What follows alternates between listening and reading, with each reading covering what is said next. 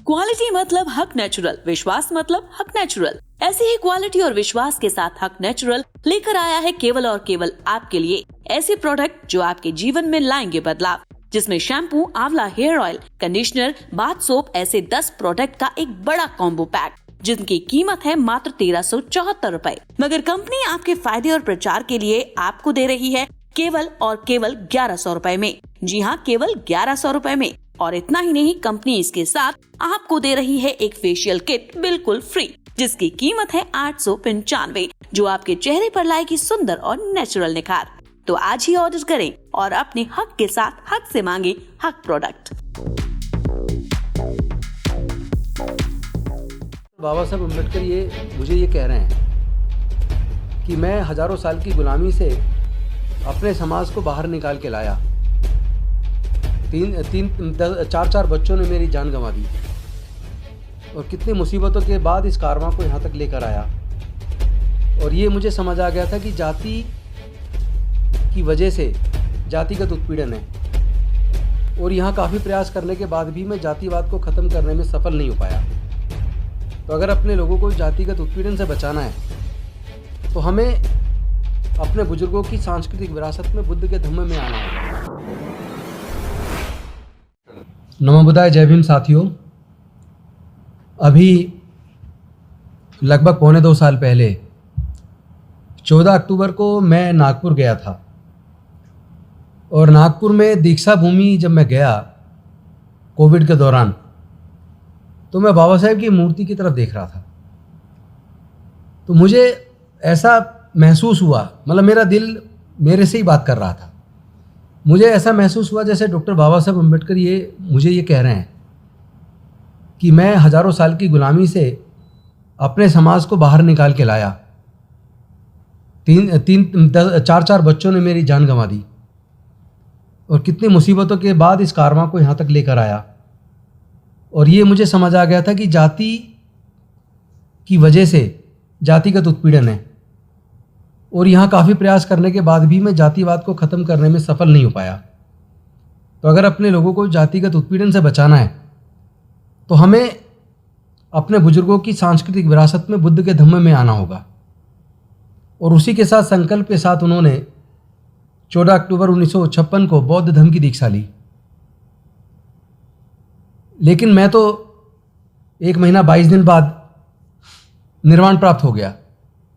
मेरे बाद तुम लोग जो बाहर गुलामी से निकाला, आपको अच्छे अच्छे पदों तक पहुंचाया, आपके पढ़ने के रास्ते खोले, आपके नौकरी के रास्ते खोले, आपके MP MLA मंत्री बनने के रास्ते खोले, क्या तुम सारे गद्दार साबित हुए? क्या तुम मेरा ये सपना कि हमारे देश से जाति के नाम पे जो उत्पीड़न ये ख़त्म हो और एक प्रबुद्ध भारत बने, बौद्धमय भारत बने, जहाँ सबके लिए समता, स्वतंत्रता, बंधुता और न्याय हो, सबके लिए प्रज्ञा हो, सबके लिए सील हो, करुणा हो, क्या ये जो मेरा सपना था भारत को बौद्धमय बनाने का, क्या तुम मेरी इतनी नकारा और निकम्मी औलाद हो कि मेरा सपना पूरा नहीं कर सकते?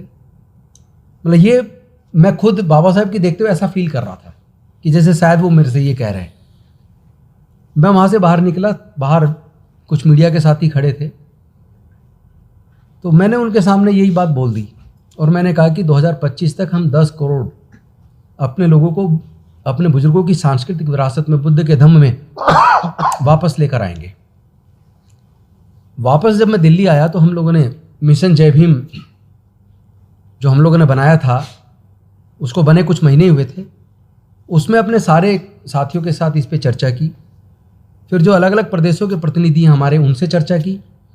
चर्चा करने के बाद फिर ये तय हुआ कि एक साथ 10 करोड़ बनाना, तो अनुभव कैसे होगा कि सफल होंगे असफल होंगे। फिर हमने इसको कहा कि इसका एक तरीका है, हम इसको चरणबद्ध करते हैं। हमने उसको 4 चरणों में बांटा कि हम 4 चरणों में दीक्षा का प्रोग्राम आयोजित करेंगे। पहला चरण इसी साल अशोक विजयदशमी को 5 अक्टूबर 2022 को डॉक्टर अंबेडकर भवन, रानी झांसी रोड, करोल बाग, जो बाबा साहब ने अपने अकाउंट से चेक काट के खरीदा था, उसी जगह पर, उस पवित्र भूमि पर इस बार 5 अक्टूबर को दीक्षा दिवस के दिन 10 करोड़ से ज़्यादा लोग अपने बुजुर्गों की सांस्कृतिक विरासत में वापस आएंगे।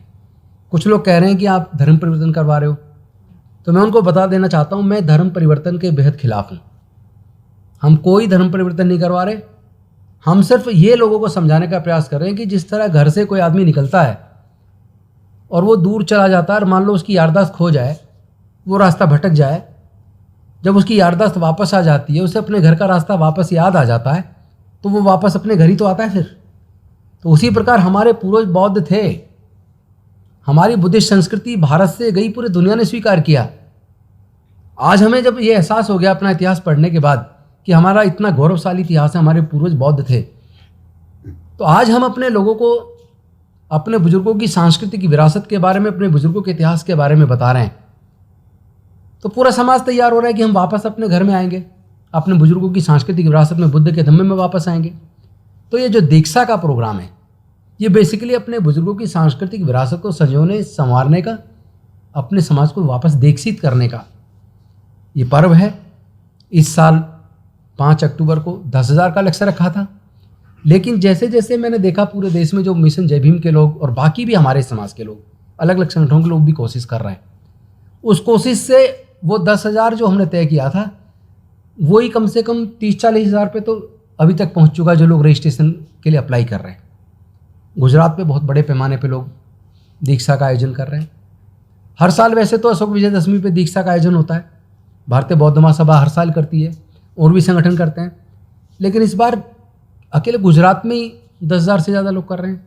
यूपी के अंदर 10,000 से ज़्यादा लोग कर रहे हैं, दिल्ली के अंदर 10,000 से ज़्यादा लोग कर रहे हैं, बिहार में कर रहे हैं, मध्य प्रदेश में कर रहे हैं, महाराष्ट्र में कर रहे हैं।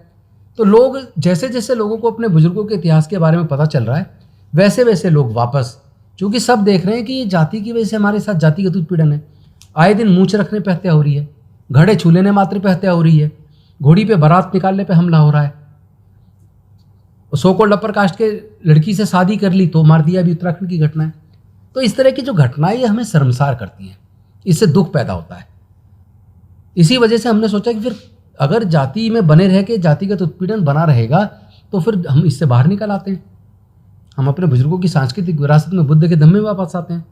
इसी संकल्प के साथ हमने इसको 4 चरण में बांटा। इस साल 5 अक्टूबर अशोक विजयदशमी 2022, जिसमें 10,000 तय किए थे, लेकिन संख्या काफ़ी ज़्यादा जा रही है। अगले साल अशोक विजयदशमी 2023 को 1 लाख लोग दीक्षा लेंगे। उससे अगले साल अशोक विजयदशमी 2024 को 10 लाख लोग दीक्षा लेंगे। और उसके अगले साल जो हमारा जो टारगेट है 2025 में 10 करोड़ लोग दीक्षा लेंगे। इसकी तैयारी में हम सब लोग लगें।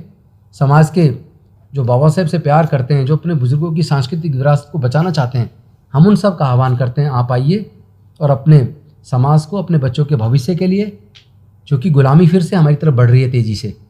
गुलाम दोबारा बच्चे हमारे गुलाम ना बन जाए, क्योंकि पढ़ाई इतनी महंगी कर दी, हमसे फिर छिन जाए, हमारे बच्चे पढ़ नहीं पाएंगे भविष्य में। और रिजर्वेशन लगभग ख़त्म हो गया, नौकरियां हैं नहीं। तो एक तरीके से देखा जाए तो हमारे लोगों को फिर से गुलाम बनाने की जो साजिश है, हम उस साजिश को कामयाब नहीं होने देंगे।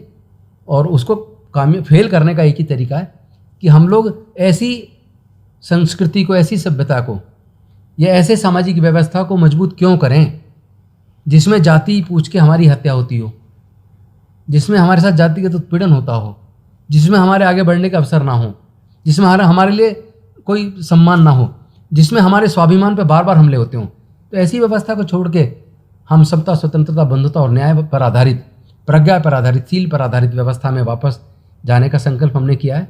तो मैं तो आह्वान करता हूँ आप लोग भी कवरेज करिएगा 5 अक्टूबर को अम्बेडकर भवन के प्रोग्राम में आके।